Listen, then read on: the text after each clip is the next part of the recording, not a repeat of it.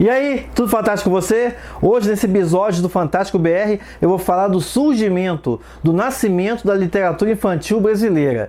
E para isso, eu vou utilizar, nesse episódio aqui especial, dois livros que sempre me ajudam muito quando eu estou trabalhando com contos de fadas em sala de aula, que são o Literatura Infantil, Danieli Novaes Coelho, esse aqui é uma edição da editora Ática, e também A Literatura Infantil Brasileira, da série Como e Por que Ler, da Regina Zilberman. Isso aqui é da editora Objetiva. Se você gostar do que vai ver aqui, não se esqueça de deixar sua curtida.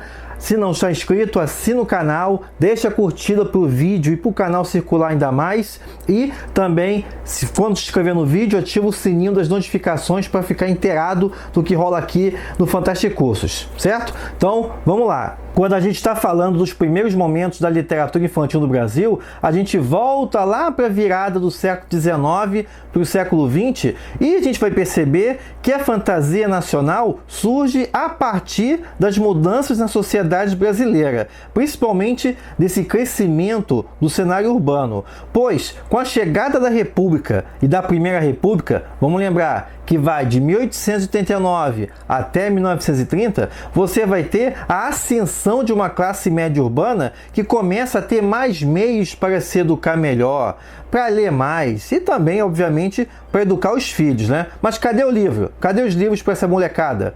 Então, a primeira solução foi traduzir e adaptar clássicos europeus para cá, para nossa terrinha. E o pioneiro nesse sentido, que percebeu a necessidade de se trazer obras não apenas para os adultos, mas principalmente para as crianças, foi um alemão de nome Carl Jason, que veio para o Brasil como jornalista e professor. E aí ele viu que estava faltando livro e começou traduzindo, por exemplo, livros que fez parte de inúmeras gerações, como Robinson Crusoe, de 1885.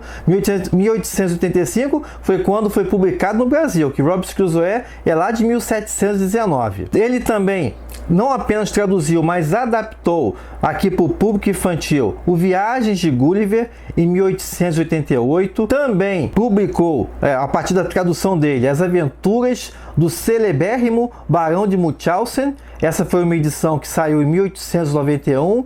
E também o Dom Quixote de La Mancha, que ele publicou a partir da sua tradução em 1886. Ou seja, você viu aí que o homem pegou clássicos que acabaram, que ainda que não fossem inicialmente voltados para o público adulto, acabaram, por meio da adaptação, chegando ao universo infantil. Qual criança que não conhece Robinson Crusoe, Viagem de Gulliver e afins? O outro pioneiro desse primeiro momento, vamos falar assim, da fantasia, dos romances infantis no Brasil, foi o Figueiredo Pimentel. Figueiredo Pimentel, esse era brasileiro e trabalhava na imprensa da época e seguiu os caminhos dos irmãos Grimm. Ele publicou coletâneas de muito sucesso como Os Contos da Carochinha, de 1894. E aí eu te pergunto, vai me dizer que você nunca ouviu falar dos Contos da Carochinha? Então, tá vendo aí? É de 1894, lá da época da bisavó nossa. Nos Contos da Carochinha, o Figueiredo Pimentel reuniu contos de fadas europeus, dos irmãos Grimm, do Charles Perrault e também as histórias de origem portuguesa e também as histórias que circulavam entre os escravos que ajudaram a educar a infância das elites brasileiras. Era nessa época que apareciam muitos livros com títulos de seleta, coleção, antologias ou livros de leitura. Se você futucar aí o baú do seu avô e da sua avó, capaz de encontrar algum título que começa desse jeito.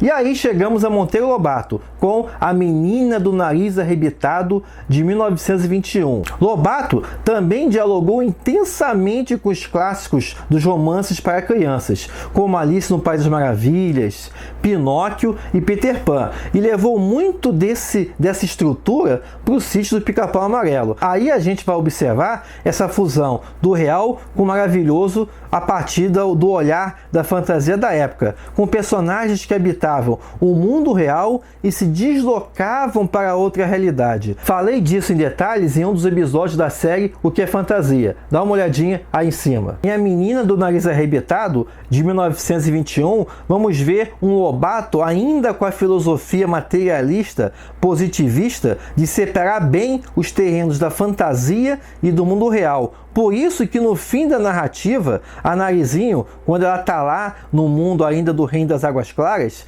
ela de repente esfrega os olhos e acorda e descobre que toda a aventura dela que ela viveu ali não passava de um sonho. Isso, aliás, é uma estrutura muito recorrente no Fantástico do século XIX. Posteriormente, quando Lobato se tornou mais flexível, vamos dizer assim, em 1934 saiu a edição definitiva da Menina do Nariz Arrebitado, que aí já assumiu outro nome que a gente conhece hoje como Reinações de Narizinho. E aí nesse momento aí, já nas últimas edições, em 34, a gente já vai ver que não, que a Narizinho de fato está vivendo ali as aventuras dela no Reino das Águas Claras, e de repente ela está ali e ouve a voz da tia Anastácia chamando ela. E ela novamente volta para o sítio do Pica-Pau. Ou seja, você tem aí uma fusão entre o espaço do maravilhoso e o espaço do real. Não se trata mais de um sonho, mas de fato, um lugar onde as crianças de fato se deslocam. E ao longo de várias obras, Monteiro Lobato ajudou a dar forma aos primeiros momentos da literatura infantil brasileira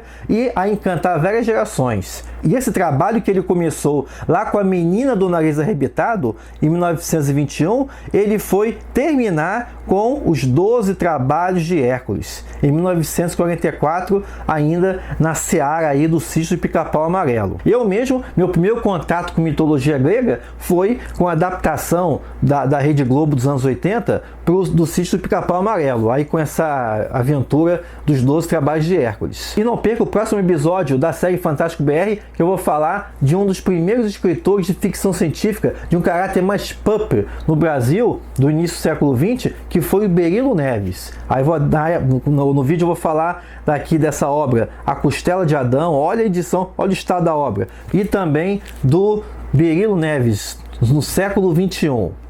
Esse aqui é de 1934. Beleza? Então não perca o próximo vídeo. Muito obrigado pela sua presença até aqui. Olha a curtida, assina o canal e a gente se vê no próximo vídeo. Até lá!